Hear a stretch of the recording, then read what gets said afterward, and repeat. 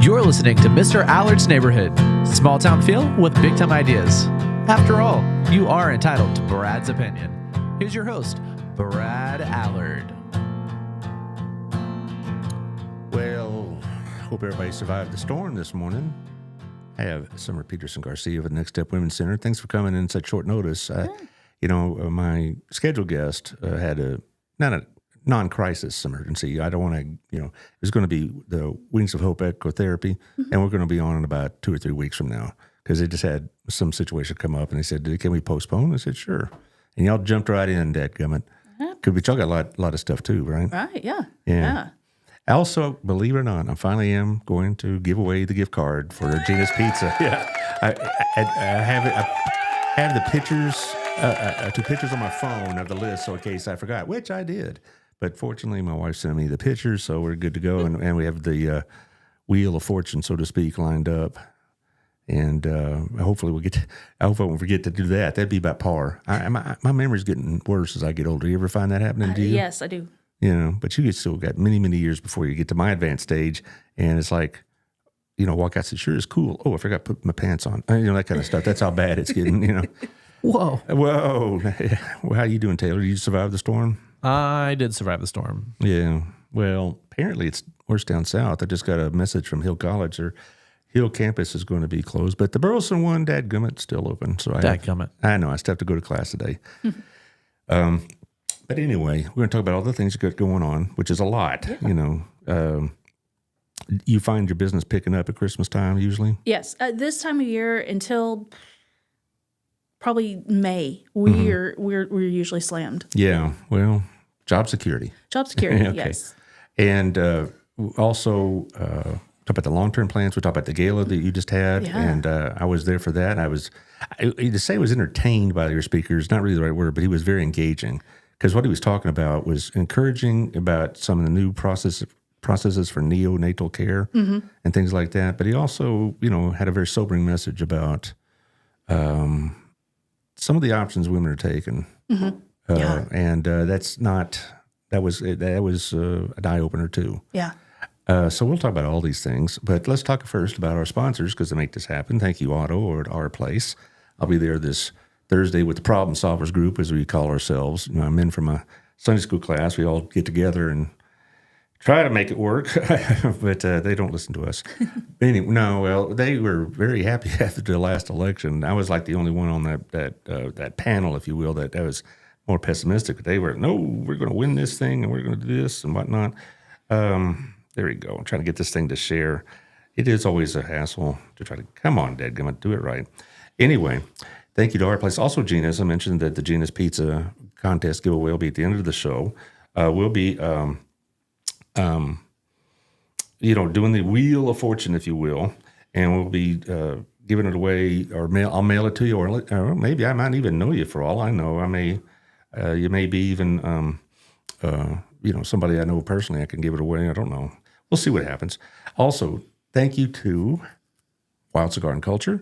They're very helpful with a lot of these community events, and they got a lot of stuff going on at Christmas time. They do a lot of stuff around football and stuff like that, but it's a good place to watch a ball game because you're not going there and getting blown out, like you can be in some of these sports bars. It's not really a sports bar as such. It's just it's a nice place to go for a quiet drink and smoke a cigar and watch the game with your friends and all this other stuff. Do you have to dress fancy? No, not at all. It just seems fancy.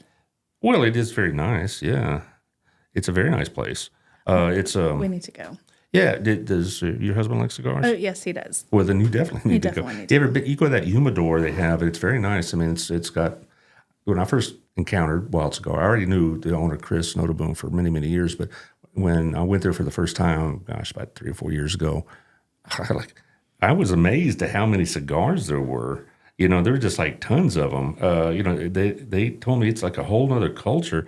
It's like they have all these different brands and whatever else's, different else's. What am I talking like that for? I don't know. All these different brands and types of cigars, and people come in there and they're very particular, if you will. They're like wine. And that's how you could compare it to. How some people, are very knowledgeable about those kind of things and all that. Well, it's the same kind of concept. And so there you are. So go by and check it out. You'll enjoy your time there. Also, thank you to Southern Gym. Boy, Robin, was telling me they're starting to really pick up business, as you might guess, during Christmas. It's really getting busy. They're going to be extending some hours beginning, I believe, right after Thanksgiving, like open up a little later. Also on December 5th, they're going to have from 5 to 8 a open house kind of party. And you do too that night. Mm-hmm. So we'll figure out a way to coordinate all that. But anyway, they had they have a jazz trio. They're going to have an open bar. They're going to have some deals and such. And Gayla likes to entertain. She's very good about that kind of party. So that's going to be a lot of fun. So you can check that out. Also, thank you to our friends over at Old Pro Roofing. I guess today, my buddy John's going to be busy because I don't know about y'all, but we got a real blast of wind this morning. I mean, the tree, I was afraid we were going to lose a tree or two, and surely there's going to be some roof damage, and so you need to have John come check it out at 817-734-2756. I bet he'll be busier than a one-legged man at a butt-kicking contest, as my dad says. Yeah, well, anyway, I mean, because there's no way that some of the roofs didn't get damaged with that wind. Yeah. And particularly if it's an older roof, he'll tell you if you postpone any kind of inspection and repair, then the insurance company is going to be very difficult to deal with.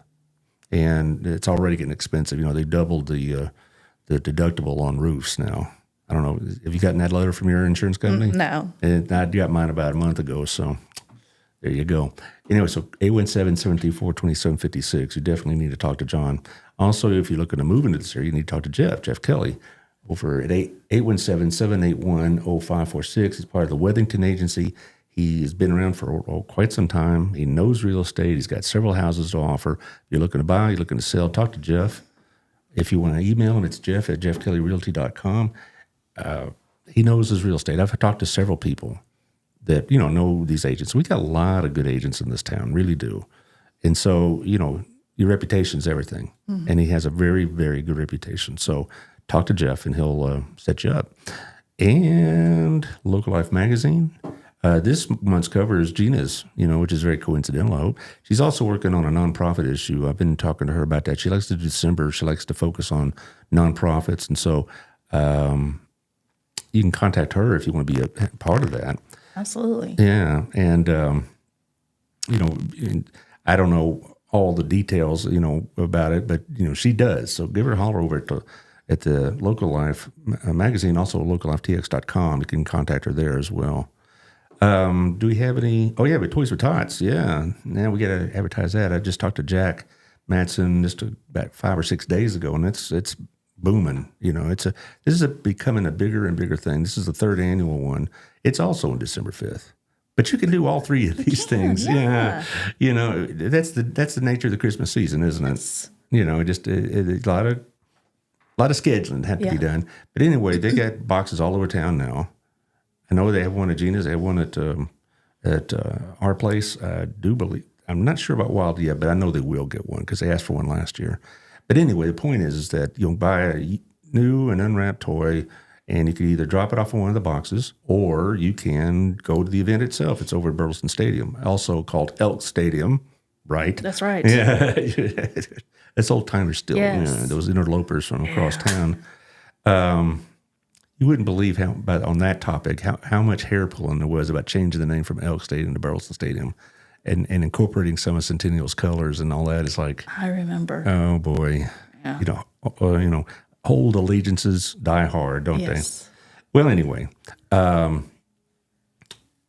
anyway, go by there. You can. The Centennial and BHS athletic teams will help you unload. They got the Boy Scouts. We're going to have some Marines there. They're going to have musical entertainment from the various groups. So you're going to be good to go. So check all that out. Yeah. Wow. You want to talk about the gala first? Yes. Okay. I'm still reeling from it. I thought it was so good. It was excellent. Everyone was like, how are you going to top that next year? Well, I thought the location was good. Yeah.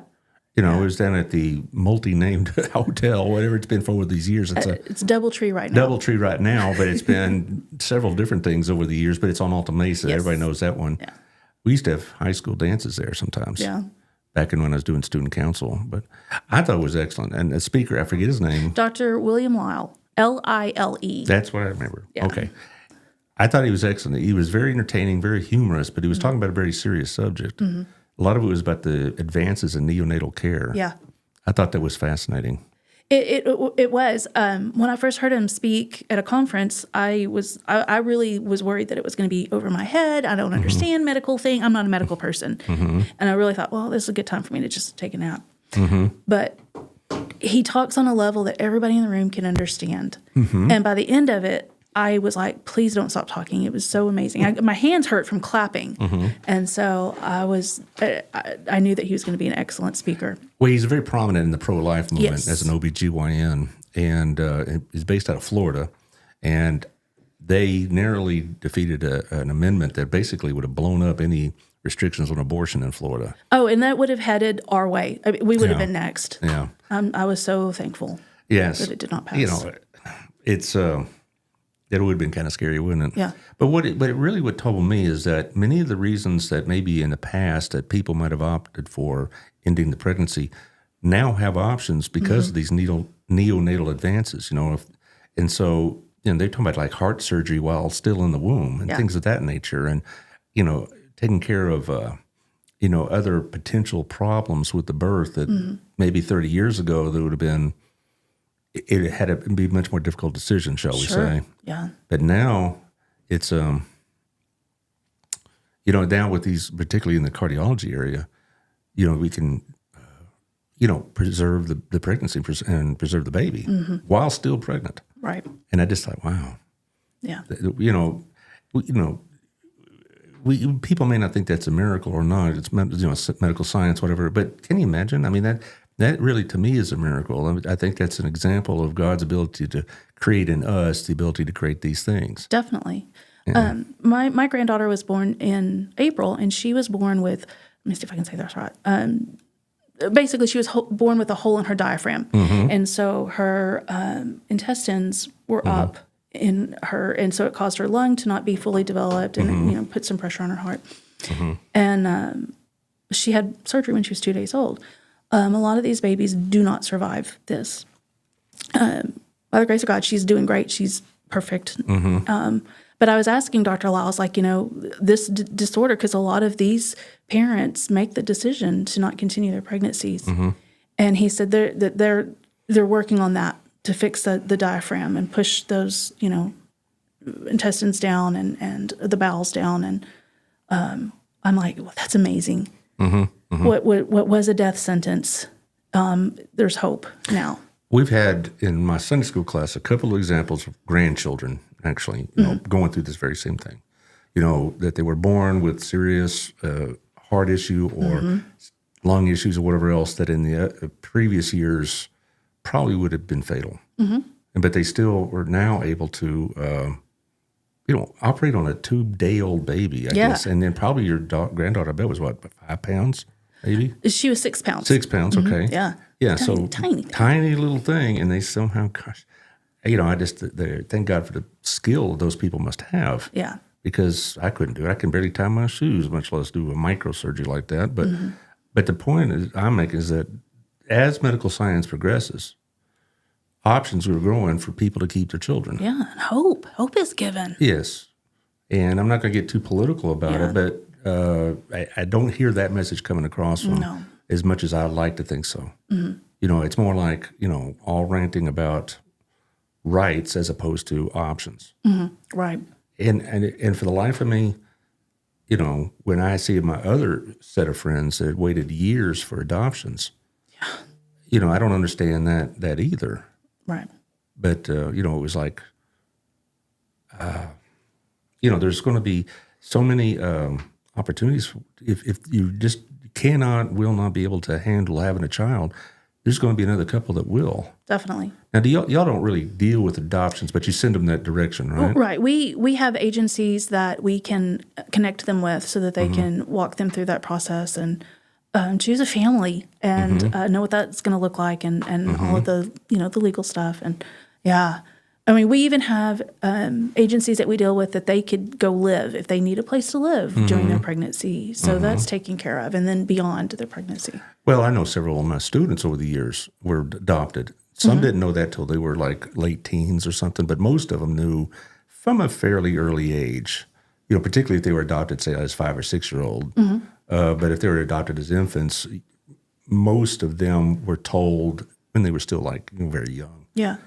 For whatever reason, but some they found out later. Right. And and my personal opinion is, I think the earlier they were told, the better off they were. Definitely. And that's why open adoptions and semi-open adoptions are so much better now than with the way they did it, back then with closed adoptions and stuff. And the fact that, that women can choose, they can choose what their family's going to look like, and that their, child's going to be raised in, and they get that freedom. And then what kind of contact or no contact, how involved they're going to be. It's a beautiful choice. Well, I will get political on this one note. Yeah. A lot of the faith-based adoption agencies are probably breathing a sigh of relief, because there were plans to basically restrict them from the adoption process altogether, particularly the Catholic-based organizations in the Northeast. Yeah. And I'm glad the fact that certainly in this state, but now in other states, people who are in faith-based operations won't be discriminated against. Right.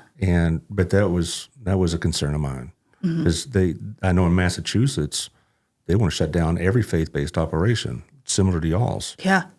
That's frightening to me. It's is also un-American. It's unconstitutional. But hey, who cares about that? I talked to pregnancy centers across the United States, and what's happening in some of these other states is heartbreaking, how the government is coming after them. And same in Illinois. Yeah, Maryland, too. New Jersey, California. Yeah. Yeah. Oh, in California, they basically had to be told by the Supreme Court what you're doing is unconstitutional. And that's when Ms. Harris was the Attorney General. They wanted to basically prevent organizations like y'all from even operating unless you provided abortion services. Sure. And it's like, what happened to the freedom of religion routine? Right. But I guess not. Yeah. So, I guess I didn't really intend to get political, but I think people need to understand just how precarious this is, how your organization needs to be supported, because you can't take it for granted. No. It's always going to be there. Yeah. I say this a lot. I think I might have said it at the gala. I don't remember. But anyways, we spent 50 years, trying to get Roe overturned, and we spent 50 years, really advocating for that. But what we didn't do is prepare for what was going to happen for that day to happen. And so there was a lot of ground zero and trying to figure out what a world looks like post Roe. And so for me here in Texas, I'm blessed that we live in the state of Texas, but I can't take it for granted that we are a pro-life state. And so I have to prepare and think about that, and think about, what our support's going to look like and what our needs are going to look like in the future. Well, has your business picked up since the Dobbs decision 2 years ago? Oh, absolutely. Yeah, I thought it might be. Absolutely. But it's still, we talk about this all the time. It is, at the end of the day, you're not there to browbeat them into what you would like to see happen. Sure. And you've probably been heartbroken to have people come in and say, thank you for your advice, but. Right. And they'll go to New Mexico or something like that, or Kansas. Or will they get the bill shipped here, even though it's, Yeah, that's another story too. But, but anyway, I'm always wanted to bring that point out, because some people, like the Elizabeth Warren types of the world, think that y'all bring them in and you hammer them with the New Testament until they're guilted into keeping the child, and that's just not what happens. Not happens. And it tells me, among other things, Elizabeth Warren has never visited one of your type of clinics.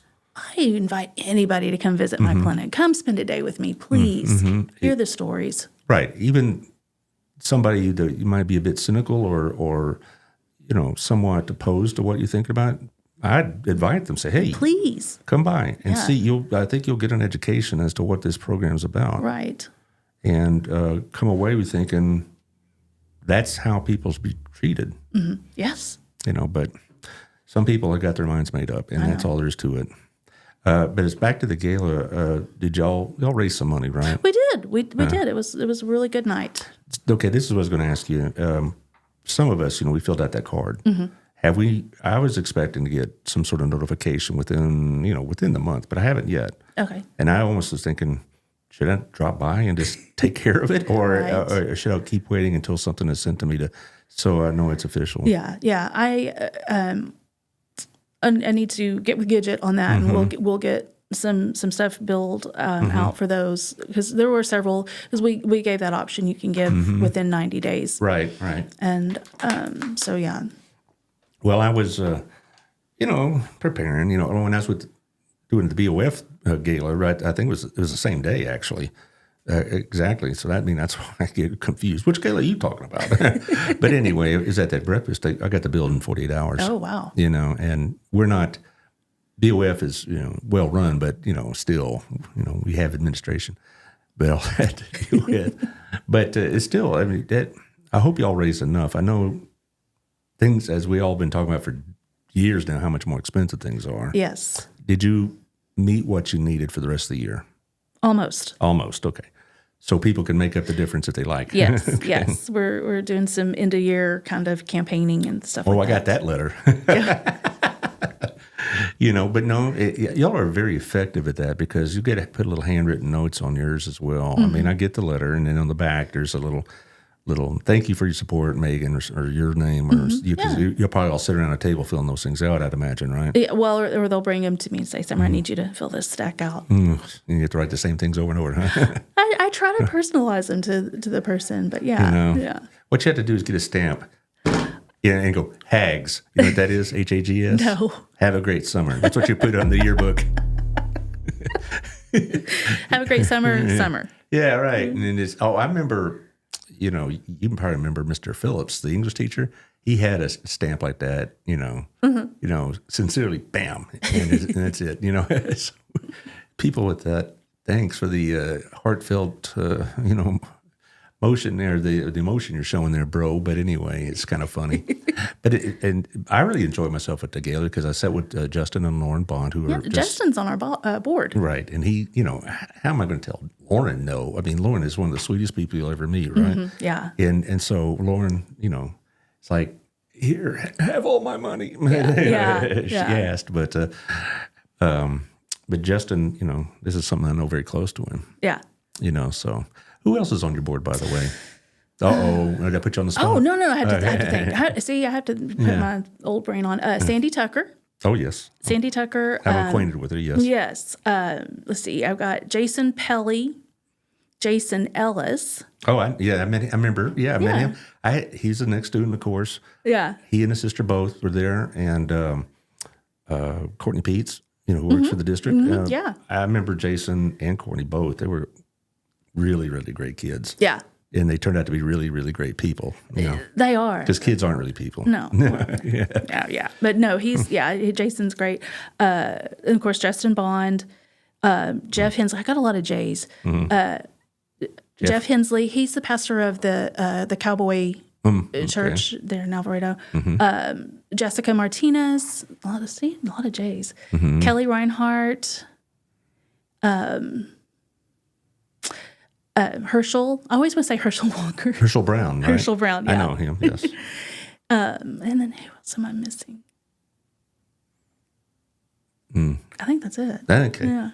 Okay. And so I go there, and the meal was good. The hotel did fine. We told him to put some kind of gravy on the chicken so it's not so dry. Yeah. Well, it was pretty good. And unfortunately, I had green beans, which I despise, but whatever. I'm the only one in my family that didn't like Thanksgiving so much, because, here comes green beans. Green bean casserole? Yum. The only thing I'd like less than green beans is black-eyed peas. And they say, boy, are you born in this country? Oh, yeah. Those are two of my favorites. Oh, Lord. I wouldn't feed black-eyed peas to Russian prisoners, but whatever. But anyway, no, I thought it was good. They had some, had music, had some great, I really enjoyed, the mix and mingle at the beginning, because I ran into a lot of people in this town, a lot of movers and shakers, so to speak. Your organization really does have great connections with this community. We do. And we had nearly 400 guests this year. So, Well, I got it here. Somebody's asking about my friend, Mr. Chris Brandon's asking, did we move to another studio temporarily while we're here for another week until Taylor gets the remodeling done? You're about halfway through, aren't you, sir? That is correct. All right. And he's Bigger and better. He's so excited too. It's going to be something. it is going to be nice. But anyway, back to the gala. That must take a lot of work to put that together. I mean, I've done some smaller level things when I was with student council, putting together dances and whatever else. And there's details for that too, but you almost had a lot of details. Let me put it this way. Before this year's gala even started, we already started working on next year's gala. Is it going to be at the same place? Yeah. Okay, just going to make a routine there? Well, that's good. It is. And, because a lot of people have said, well, will you move to a bigger place? There's just not... right now in our area, a better place. Yeah, I do that too. Yeah. A better place for us to grow, and so until that day happens, it's I can tell you, I've been hassling the mayor, I've been hassling Victoria, I've been hassling Dan McClendon. We need an event center similar to Cleveland, but they said, but let me show you the budget and all this other stuff. They use, that excuse of money, doggone them. But no, we really do need something like that in this town because we're going to the point now where we could, not just attract stuff like yours, but also stuff from the whole county or whole area. This, Tarrant County as well. Yeah. Because we're right in the sweet spot, so to speak. And we have a lot of galas in this town. Do we ever? But that's a good sign because we have a very active nonprofit community. We do. And not every community has that. I had Jennifer on last week she's now kind of in an advisory role with Harvest House. And they got, they're doing booming business. And same with Promises. I went to buy there because I have a garden and I said, whatever I grow extra, I'm going to give it to Promises. And I had some peppers and such. And they get excited about homegrown produce because they don't get very much of that. But the shelves were, one time I went through fairly full, another time they were about half full. But I tell you what was full was the waiting room. Does that happen to y'all too? The waiting room, yeah. Yeah. It does. There's times where, there's no place for anybody to sit. And, we're trying to get them moved into rooms really quick. You find the people self-conscious in there because they are at Promises to some degree. They say, same with Harvest House because it's like, okay, I'm now having to resort basically to, go to food pantry. Do your clients feel the same way? Definitely. We see a lot of that. I know that last time Megan was here, she brought Josh Miller, our new men's director. Back in 2015, I was the receptionist, and we didn't have anything for the dads. And so I used to sit there with the guys in the waiting room, and they would look at me like, with shame and like, she's probably judging me, and they're sitting there with all of those same concerns and worries and stuff like that she's dealing with. And so I used to try to lighten it up and try to make it as comfortable for them as possible. And so I'm so thankful now that we have someone that can talk to them. And how is that men's ministry working out? Oh, it's working out great. We just last week we had a woman and a man that came in, and they took her back, and he was sitting there, and the receptionist was like, we have a guy that can talk to you. And so, I'm not talking to anybody. And they were like, are you sure? We got some free things for you and some free resources. And okay, fine. So he went back and talked to Josh. They had a great conversation, and the receptionist said he came out grinning ear to ear. And I can't wait. I'm excited. I'm going to join the parenting classes. I'm going to do this. And just a totally different attitude. Well, I can tell just by his personality, Josh is well fit for that job. Yeah. And I'm sure Laura will agree with that too. Yes. Yeah. Oh, well. But, that's really great because I don't know how many other clinics like yours have that kind of service. Yeah. Because a lot of the men they feel forgotten in this whole process. Their voice has been taken away. And they feel like maybe, they've been held responsible for what's going on. And that kind of thing. And so to have that kind of counseling where they don't have, to feel this burden, I guess, is a great thing to have. Yeah. They, because, when you're in that kind of situation, they probably feel like everybody's judging them. You did this to this girl kind of thing. Yeah. And that's the way they'd look at me. But so to have that, the idea that you're going to have a role in this young person's life, this child, and that there are resources available and whatnot. I guess another thing is that a lot of people think that this is for indigent people. No. It's for anybody. Anybody. Right. You don't have to show financial need. No. Because I've had a couple of people, not who need your services, but they were curious about what you do. And they had the idea it was like for people who just can't afford any other options or whatever else. I said, no, you don't. There's no financial background check. You may come from a fairly well-to-do family, but you still need help and resources. Yeah, and there's a lot of doctors. There's one doctor in particular at Hughley that likes for her patients to come to us first to get the pregnancy confirmation and get that first ultrasound done.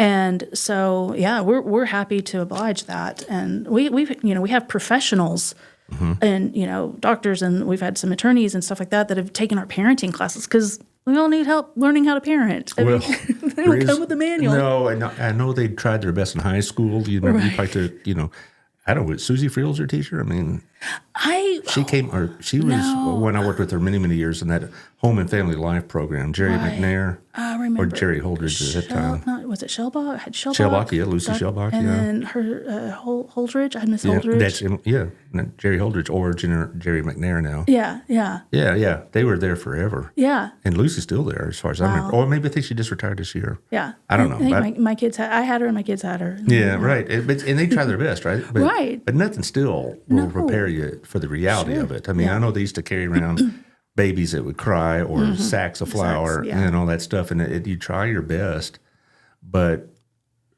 it's still the reality of having a child is something that no one really is ready for. Right. Even if you're married and financially stable, you think, holy cow. Yeah. I'm going to be a father. Definitely. And how many of your clients are married?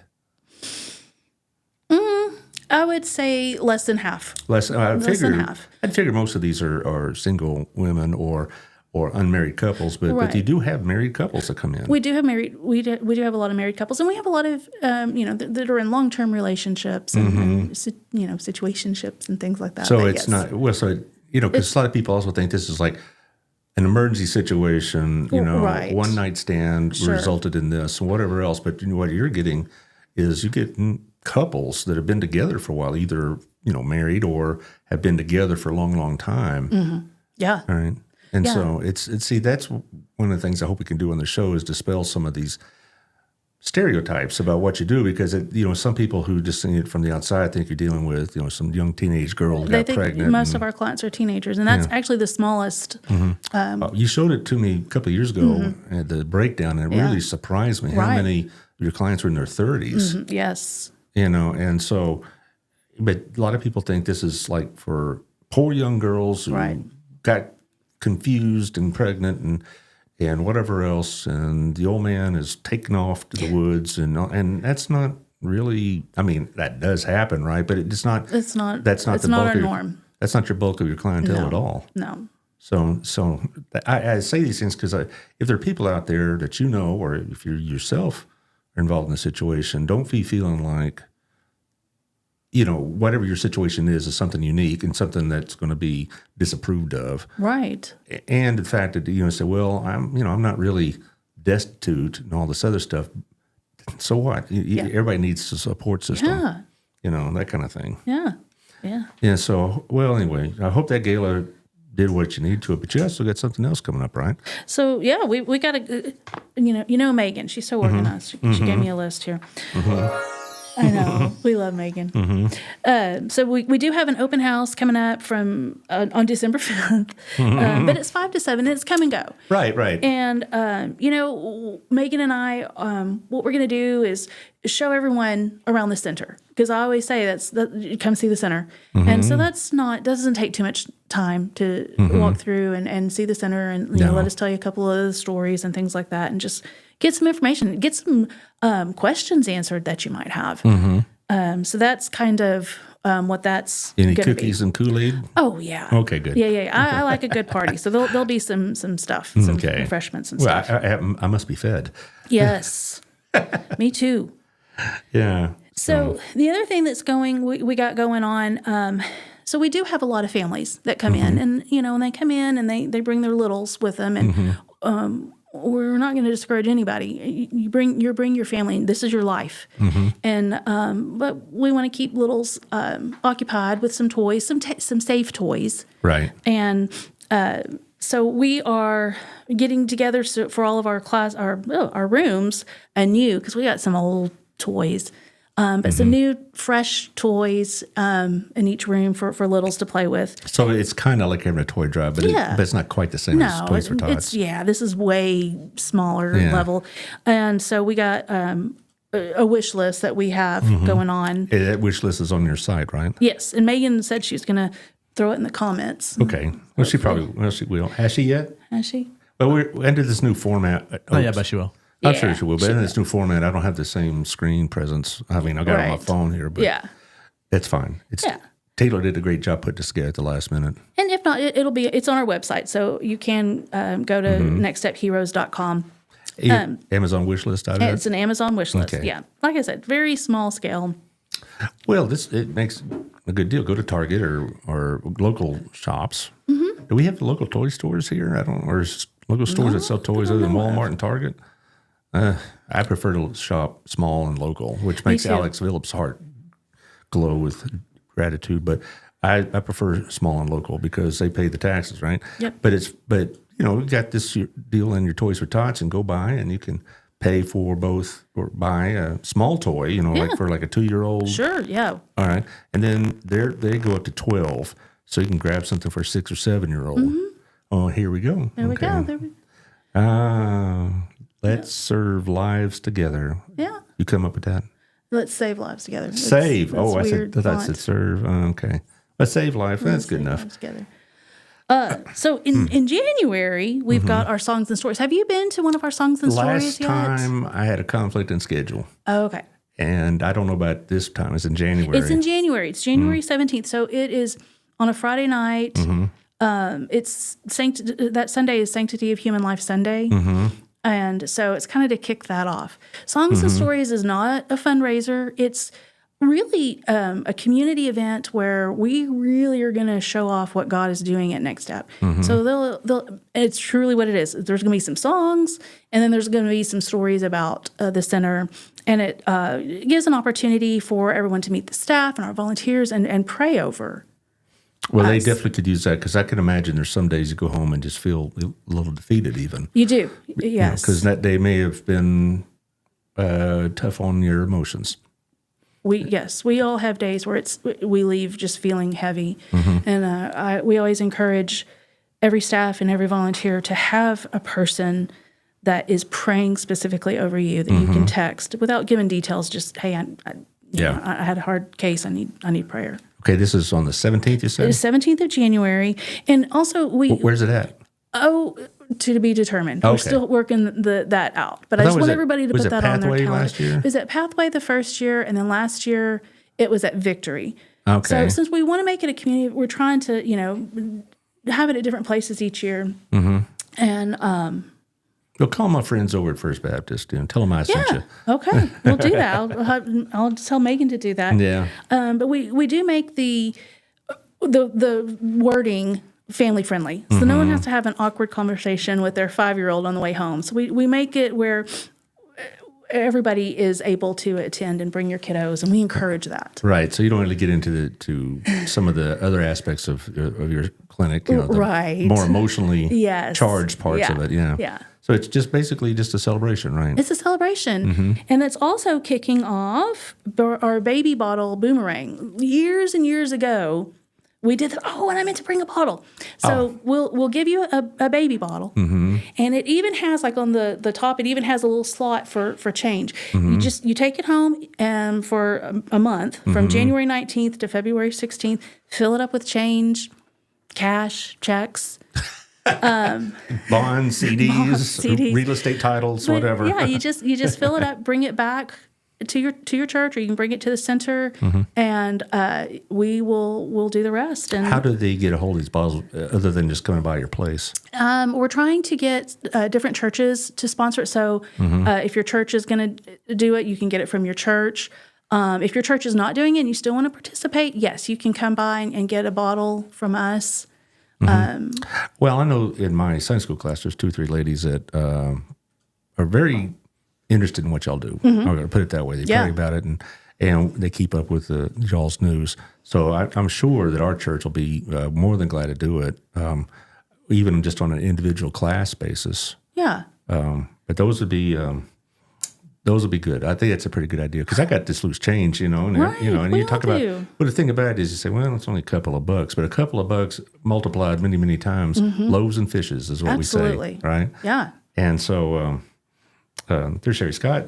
She says hello, Hello. and when she's very supportive of your outfit, to put it that way. And So she, thankful. Yeah, she really does like what y'all do. But it's that's a pretty good idea. Is it, you all done this before? It's been years since we've done it, but yes, we used to do it all the time. Oh, there we go. Boy, did Megan send you all this stuff? I pulled it off the website. Oh, okay. All right. So yeah, but the bottles, like I said, they're really cool because they have like on the nipple part a little slot, so you don't even have to take the lid off.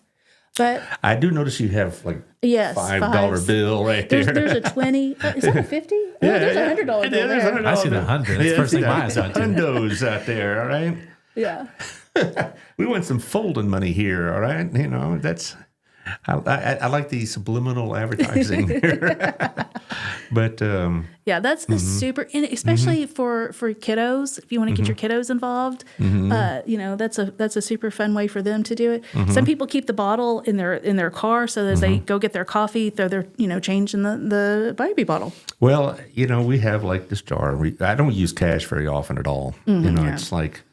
And What is that? Well, right, and I don't even use my debit card for a lot of things anymore, but because I'm pretty cheap.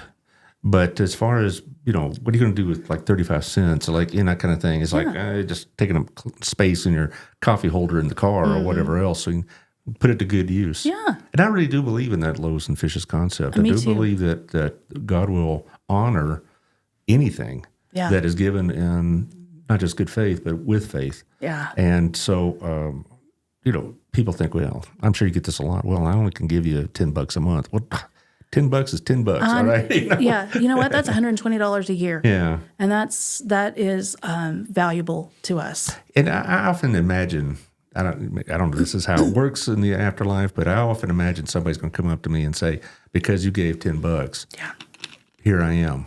Yeah. Or, something like that. Or, something similar to that. I don't know if that's how it works, but it's a nice thing to think about. It is a nice thing, yeah. Yeah. Anything else going on? You seem like y'all keep pretty busy. I know. I mean, that's a lot. What about the diaper situation y'all doing? Oh, wait, I know it's baby wipes you were posting about. We do need baby wipes. We go through a lot of baby wipes.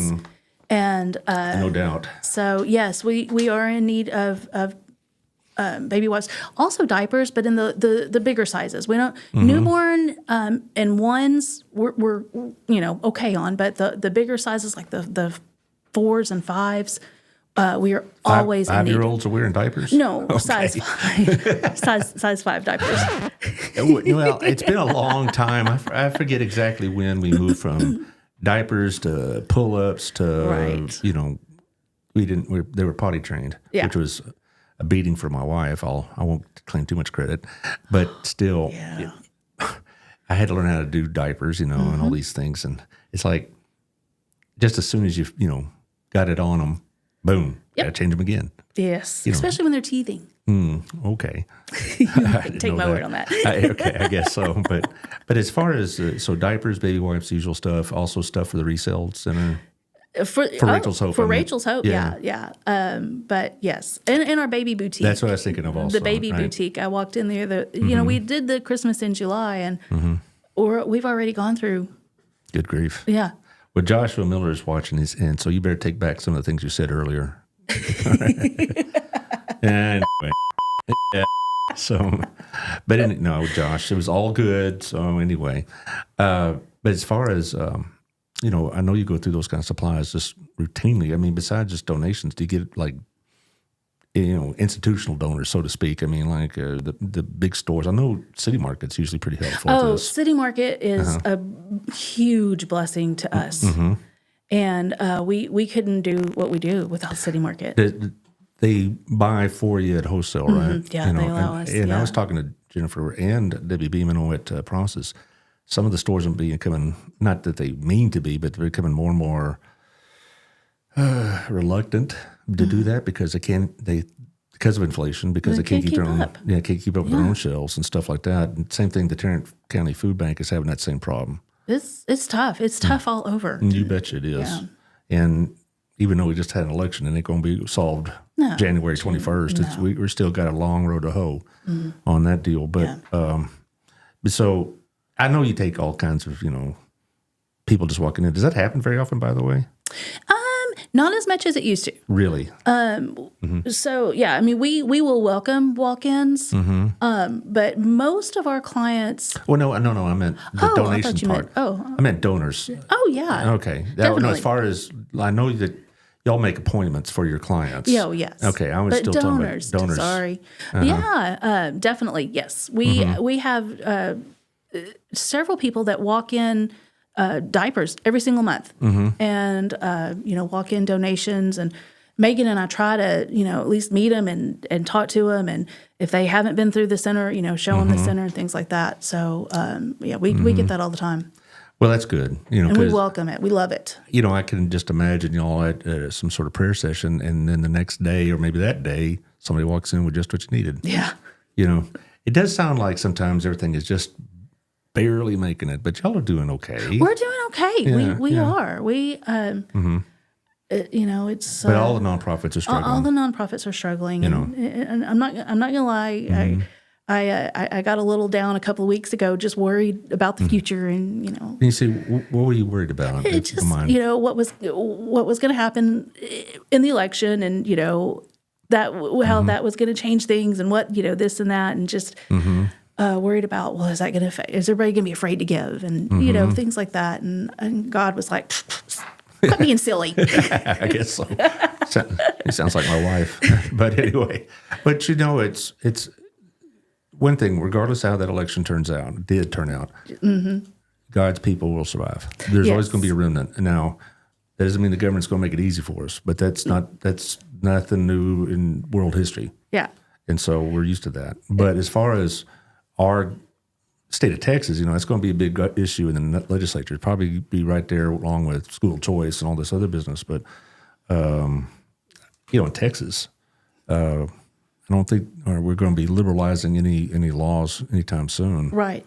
And, but regardless of what the laws are or not, that's not really, it's not so much, it's pertinent to what you do, but it doesn't affect what you do. You're going to do it anyway. I'm going to do it anyway. You're right. Yes. And so whether the legislature is red, blue, or purple, y'all are still going to soldier on. We're going to soldier on, and we're not going to change how we do things as far as helping people and providing the services and just loving on people.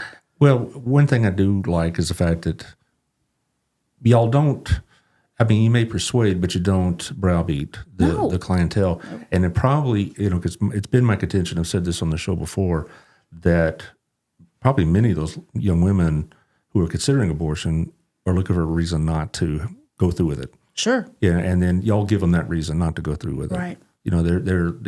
They feel like they have no other options, they have no other choices, and then you come in and you say, no, here's your options and choices, and here's a support system for you and whatever else. Yeah. Now, again, to those who listen, it's not like they go take you in the back room and whip you until you change your mind. But still, I just know that for most young women in this situation, abortion is a last resort, not the first resort. Right. And so nobody wants to have an abortion. And even those that go through with it, I'm sure, do so with regrets. And as far as how we on this side, the Christian side, I guess, if you will, I mean, there'll be debate about that, but the side of people of faith that want to keep these children, we need to still treat everybody with love and respect. Even if they went through a decision we don't support or agree with, we have to still treat them with compassion. 100%. And some people think that the Christians are going to, be hateful on people like that. And if they are, then they're not showing Christ's love, that's for sure. You probably do have people come in that had abortion in their past, right? We do. And we actually have for women who've walked through, and I'm hoping to start this eventually for men too, but for women who have walked through an abortion, we have a class. It's very small, intimate. I would imagine. It's 12 weeks long. And so to kind of walk through that and help. What is it they want from that class? What do they want from y'all? If they've been through abortion before and they come to y'all now? Healing. Healing, okay. They want healing. They want to get rid of the shame and the guilt that a lot of times they're feeling inside. Yeah. And that's one of my arguments with the pro-choice side of this debate is that they make it sound like it's just like a tonsillectomy. Right. Or it's just another... It's having a tooth removed. Another procedure. But Right. we know that that's not the case. Definitely. And, I just hope that the people out there, if you know people that have gone through an abortion, the last thing they need is your condemnation. Absolutely. I have an abortion in my past, and I spent years and years and years just wrought with anxiety, and I didn't realize until I went through healing. You mind telling us how you went through healing? I was working back then. It was the Pregnancy Aid Center, and I was volunteering. And That's an interesting choice, though, for you to volunteer at that place. I mean, there had to be some motivation for you. There was some motivation, yes, because I felt like I needed to save other women from having an abortion. And what I didn't realize is that God was saving me. Right. And so Jane came to me and she's like, we're going to start this group. It's called Forgiven and Set Free. And I really want you to be a part of it. And I was like, Jane, I don't need it here. I'm here volunteering. I'm helping. And she's like, So I went through it, and it was the very first night that we met. I realized how broken I was and how much healing I needed. And that's kind of my mission. That's why I went because Burleson Pregnancy Aid Center existed in 1991, and I did not know. I first came aware about mid-'90s. Yeah. Because several people in my church were involved in it. And then a couple of my students got involved in it as clients. It's just interesting. It really is an interesting thing. You go through this process yourself, and then you decided, what made you feel the need to go to a pregnancy aid center to help? I mean, there's got to be something motivating you there. Or was it just you felt call, so to speak, to go there and so help others maybe not go through what you've gone through? Let me see if I can tell this in a quick way. Yeah. So I'm looking at the time. Don't worry, we got all afternoon, right, Taylor? Yeah, Taylor. No, I had my firstborn, Colton, and I was pregnant with my second child, and I wanted to be a stay-at-home mom. And I asked God, I said, God, if you let me be a stay-at-home mom, I will do some kind of service for you. And of course, he didn't give my husband a big raise or anything like that. And anyways, when my daughter was 3 months old, I found out I was pregnant again. And when I looked at the cost of childcare for 2 babies and a preschooler, I couldn't afford it. I didn't make enough money. So that was God's answer for me being a stay-at-home mom. And so I somehow came across Burleson Pregnancy Aid Center and in my thoughts, I was like, gosh, I wish I would known a place like that existed when I was in high school and pregnant. And so that's when I started volunteering there, because I was like, I want to help other women not have to go through what I went through. It was a horrible experience. And so, yeah, but I really thought in my mind, I thought that the panic attacks and the anxiety was just me. I didn't realize that I was fearful of losing my husband and losing my children because I was afraid that I was going to be punished for my abortion. And so the healing was that was life-changing for me and my marriage. How long ago was that? 2000. Okay. And now you're the head of this organization. I am the head of this organization. Did you ever see yourself doing that back then? No, I did not. Well, there you go. And so, and I've heard other stories like that as well. That, and that's why I kind of bring up that point earlier is that I get annoyed with the pro-choice side, making it sound like it's such a cavalier decision, or if but they make it sound like it's not a decision that could potentially leave this kind of emotional damage behind. I mean, that's the one thing. It's like when they promote the pro-choice side, it's like there's going to be a lot of women that are going to be emotionally damaged by this over the long term, whether they ever acknowledge that or not. And so And that's where y'all step in then, I guess. Yeah. And others like you. And I think that's why, Psalm 51 is that's my mantra. That's, and that's why it is so important for me for women to know that they do have someone that they can trust, that they can talk to, and that's going to love them regardless of what choice they make. Right. And that's as it should be. Yes. We're almost out of time. So anything else you'd like to add? No, I think that's it. Then let's do the contest. Yes. Okay. I'm excited. I get to be a part of it. Yeah, all right. So we're going to find out what we got here. See, Taylor put all the names in of all the contestants. We had 71 enter. And so we'll find out who it's going to be. So hit the spinner there, bud.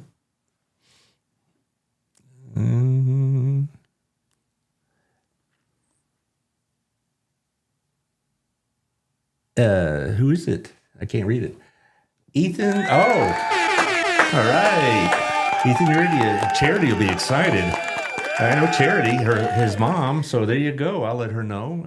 She's a frequent listener to the show, and she and her two boys. We know the Iridius, right? Who was the other one that was here about 2 years ago with Jonah? Judah. Yeah, he was helping us with the show and her husband Homar. So they're going to be excited. I'll let them know. All right, and I have to go get the card in the next couple of days, so I'll trying to find Otto. Sometimes he's if he's not in between the restaurants and he's on a trip somewhere. He's a busy man. He's a busy man, but he also set me up. I'll go get it probably tomorrow. I know they're closed on Mondays.